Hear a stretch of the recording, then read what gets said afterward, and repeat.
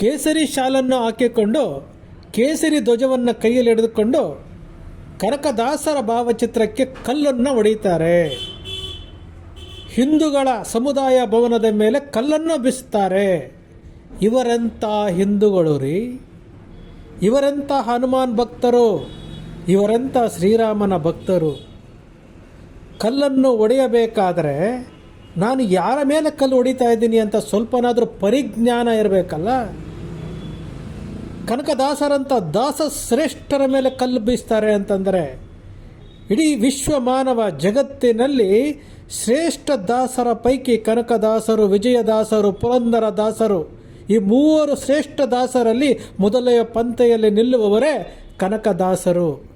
ಅಂತಹ ಕನಕದಾಸರು ಶ್ರೀಕೃಷ್ಣ ಪರಮಾತ್ಮನನ್ನು ಒಲಿಸಿಕೊಂಡಂತಹ ಕನಕದಾಸರ ಮೇಲೆ ಕಲ್ಲನ್ನು ತೂರಿದಂತಹ ಕೇಸರಿ ಧ್ವಜ, ಕೇಸರಿ ಶಾಲವನ್ನು ಹೊದ್ದುಕೊಂಡಂಥವರಿಗೆ ಅವರು ನಿಜಕ್ಕೂ ಹಿಂದೂಗಳಲ್ಲ, ಮನುಷ್ಯರಾಗಿ ಹುಟ್ಟುವುದಕ್ಕೂ ಲಾಯಕಗಳಿದ್ದಾರೆ. ಅವರು ಮನುಷ್ಯರೇ ಅಲ್ಲ.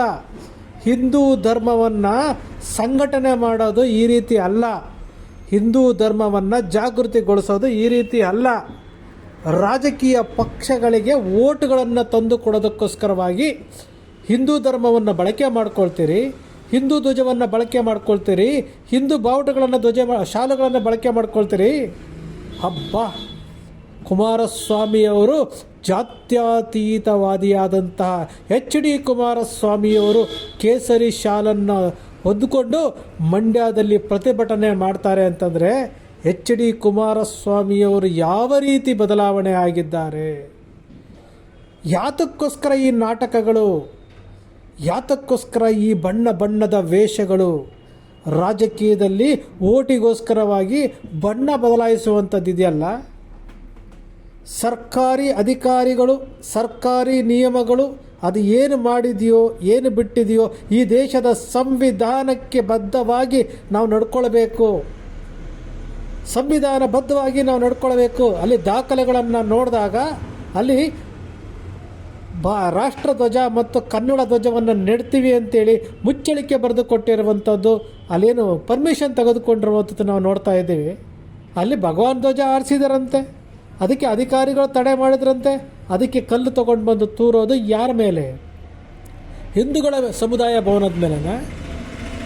ದಾಸಶ್ರೇಷ್ಠ ಕನಕದಾಸರ ಮೇಲೆನಾ? ನಾಚಿಕೆ ಆಗಲ್ವ ಇವರಿಗೆಲ್ಲಾನು? ಇವರೆಲ್ಲ ಹಿಂದೂಗಳ, ಇವರು ಹಿಂದೂಗಳಾಗಿ ಹುಟ್ಟಿದಾರ? ಇವರು ಶ್ರೀರಾಮ ಹನುಮಾನ್ ಹೆಸರನ್ನು ಹೇಳಿಕೊಂಡು ರಾಜಕೀಯ ಪಕ್ಷಗಳಿಗೆ ಓಟಿಗೋಸ್ಕರ ಓಲೈಕೆ ಮಾಡಿಕೊಂಡು ಇವತ್ತು ತಮ್ಮ ತನವನ್ನು ಕೊಂದುಕೊಂಡು ಆತ್ಮಸಾಕ್ಷಿ ಮನಸ್ಸಾಕ್ಷಿಗಳನ್ನು ಕೊಂದುಕೊಂಡು ಈ ರೀತಿಯಾಗಿ ಹಿಂದೂಗಳ ಮೇಲೆ ಹಿಂದೂಗಳ ದೌರ್ಜನ್ಯ ಮಾಡ್ತಾ ಇದ್ದೀರಲ್ಲ, ನಾಚಿಕೆ ಆಗಬೇಕು ನಿಮ್ಮಗಳಿಗೆ. ಧಿಕ್ಕಾರವಿರಲಿ ನಿಮ್ಮ ಹಿಂದುತ್ವಕ್ಕೆ, ಧಿಕ್ಕಾರವಿರಲಿ ನಿಮ್ಮ ಹಿಂದುತ್ವಕ್ಕೆ. ದಾಸಶ್ರೇಷ್ಠ ಕನಕದಾಸರಂದರೆ ವಿಶ್ವನಾಯಕ, ವಿಶ್ವ ಮಾನವ. ಅಂತಹ ದಾಸಶ್ರೇಷ್ಠ ಕನಕದಾಸರ ಮೇಲೆ ಕಲ್ಲು ತೂರಾಟ ನಡೆಸ್ತೀರಲ್ಲ. ಯಾರಾದರೂ ನಿಜವಾದ ಹಿಂದೂಗಳಿಗೆ ಹುಟ್ಟಿದಂಥವರು ಯಾರೂ ಇಂತಹ ಕಚಡ ಕೆಲಸ ಮಾಡೋದಿಲ್ಲ. ನಾನು ಹಿಂದೂ ಧರ್ಮದಲ್ಲಿ ಹುಟ್ಟಿದ್ದೀನಿ ಅಂತ ಮೇಲೆ ಹಿಂದೂಗಳನ್ನು ಸಮಾನವಾಗಿ ಕಾಣಬೇಕು. ಹಿಂದೂ ಧರ್ಮವನ್ನು ರಾಜಕೀಯ ಪಕ್ಷಕ್ಕೆ ಹಡ ಇಟ್ಟು, ಹಿಂದೂ ಧರ್ಮವನ್ನು ರಾಜಕೀಯ ಪಕ್ಷದ ಓಟಿಗೋಸ್ಕರ ಹಡ ಇಟ್ಟು ಇವತ್ತು ಹಿಂದೂ ಧರ್ಮವನ್ನು ರಾಜಕೀಯ ಪಕ್ಷಗಳಿಂದಾಗಿ ಡಿವೈಡ್ ಮಾಡ್ತಾ ಇದ್ದೀರಲ್ಲ ನೀವು. ಎಲೆಕ್ಷನ್ ಬಂತು ಓಟಿಗೋಸ್ಕರ ಈ ರೀತಿಯಾದಂಥ ಕೋಮು ದಳ್ಳೂರಿಗಳನ್ನು ಮಾಡ್ತಾ ಇದ್ದೀರಲ್ಲ ನೀವು. ನಾಚಿಕೆ ಆಗಲ್ವಾ ನಿಮಗೆ? ನಾಚಿಕೆ ಆಗಲ್ವಾ ನಿಮಗೆ? ಧಿಕ್ಕಾರವಿರಲಿ ನಿಮಗೆ. ಮತ್ತೊಮ್ಮೆ ಹೇಳ್ತೀನಿ, ಧಿಕ್ಕಾರ ಇರಲಿ ನಿಮಗೆ. ಹಿಂದೂಗಳಿಗೆ ಅನ್ಯಾಯ ಆಗ್ತಾ ಇದೆ ಅಂತಂದಾಗ ಅದಕ್ಕೆ ನ್ಯಾಯ ಕೊಡಿಸುವಂತಹ ಕೆಲಸ ಮಾಡಿ. ಇಲ್ಲಿ ಹಿಂದೂಗಳ ಮೇಲೆ ಅತ್ಯಾಚಾರ ಆಗ್ತಾ ಇದೆ ಅಂದಾಗ ನ್ಯಾಯ ಕೊಡಿಸುವಂತಹ ಕೆಲಸ ಮಾಡಿ. ದೇವರು ಮೆಚ್ಚುತ್ತಾನೆ. ಇವತ್ತು ಧರ್ಮಸ್ಥಳ ಗ್ರಾಮದಲ್ಲಿ ಸೌಜನ್ಯ, ಯಮುನಾ, ನಾರಾಯಣ, ಪದ್ಮಲತಾ, ವೇದವಲಿ ಇವರೆಲ್ಲ ಹಿಂದೂಗಳೇ. ಅವರನ್ನು ಅತ್ಯಾಚಾರ ಮಾಡಿ ಅವರನ್ನು ಬರ್ಬರವಾಗಿ ಹತ್ಯೆ ಮಾಡಲಾಗ್ತಾ ಇದ್ದಾರಲ್ಲ. ಯಾರಾದರೂ ಹಿಂದೂಗಳು ಪ್ರಶ್ನೆ ಮಾಡಿದ್ರಿ ಅಂದರೆ ಅಲ್ಲಿ ಹೋಗಿ ಹಿಂದೂ ಸಂಘಟನೆಯವರು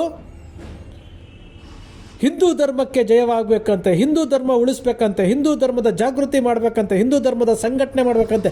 ಯಾವ ರೀತಿ ಸಂಘಟನೆ ಮಾಡ್ತೀರಿ? ಯಾವ ರೀತಿ ಸಂಘಟನೆ ಮಾಡ್ತಿದ್ದೀರಿ?